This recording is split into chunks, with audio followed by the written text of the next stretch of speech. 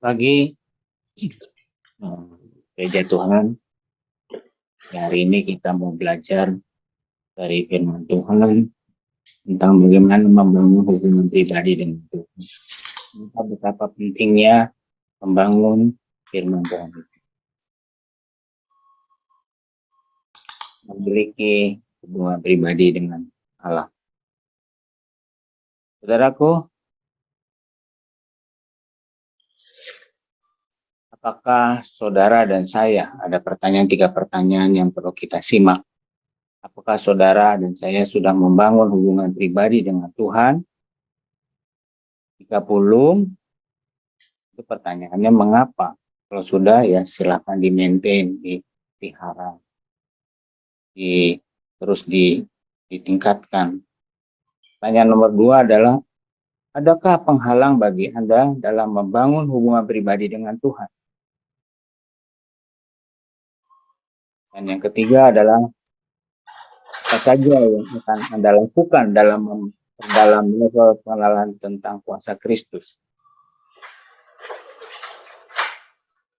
Jadi matikan dahulu mic yang teman yang masih hidup, supaya saya bisa lebih konsentrasi.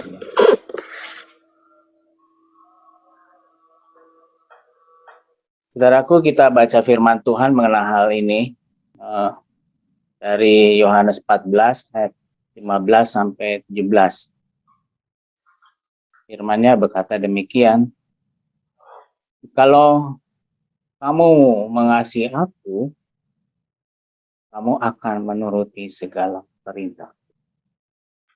Aku akan meminta kepada Bapa dan Ia akan memberikan kepadamu seorang penolong yang lain, supaya Ia menyertai kamu selama-lamanya, yaitu Roh kebenaran.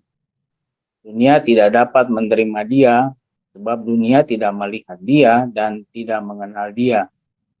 Tapi kamu mengenal Dia, sebab Ia menyertai kamu dan akan diam di dalam kamu. Kalau menyimak firman Tuhan ini, itu Anda, mari kita sebarkan dalam hidup kita sehari-hari. Saudaraku, memiliki hubungan pribadi dengan Allah adalah akan dimulai dengan apabila kita menyadari akan kebutuhan Tuhan dalam hidup kita. Kita akan punya keinginan, punya kebutuhan, mempunyai hubungan pribadi dengan Tuhan. Kita menerima Yesus Kristus karena kita menyadari bahwa kita adalah orang berdosa dan membutuhkan juru selamat. Oleh karena itu, kita membutuhkan keintiman dengan Yesus Kristus, dengan Allah Bapa. Adam dan Hawa sebelum jatuh dalam dosa memiliki hubungan pribadi yang intim dengan Allah. Karena berdosalah, maka putuslah hubungan itu. Kita tahu upah dosa adalah maut. Tapi karena kasih karunia-Nya, kita memperoleh hidup kekal bersama Tuhan selamanya. Sebagai seorang beriman, maka kita harus menghabiskan waktu hidup kita dengan Tuhan. Sekarang tidak ada lagi tidak ada penghukuman lagi bagi kita yang ada di dalam Kristus, dan kita layak memperoleh hubungan baik dengan Allah.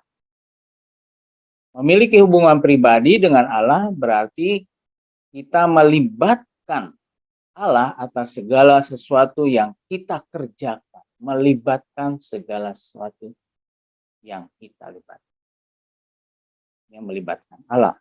Kita memiliki hubungan pribadi dengan Allah, maka kita akan berdoa, akan membaca firman, dan merenungkannya setiap. Pertanyaannya, sudahkah itu kita lakukan dengan setia? Kapan terakhir Anda membaca firman-Nya dan merenungkannya? Kapan terakhir kali Anda mempunyai saat teduh dengan Dia? Ya, saudara saja yang dapat menjawab pertanyaan itu tentu. Roh Kudus telah dianugerahkan kepada kita sebagai penasihat kita, sebagai pembimbing kita. Dunia tidak dapat menerima dia karena dunia tidak mengenal dia.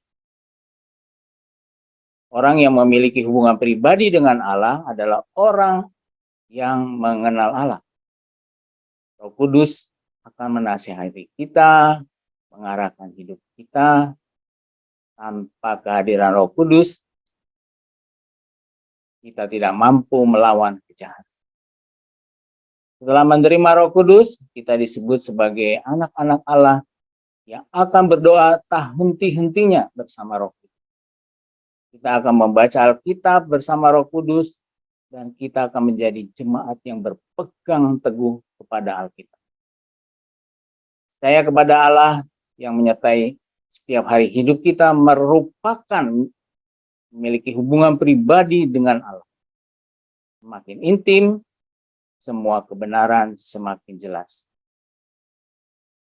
Saudaraku, demikian firman Tuhan. Mari kita berdoa.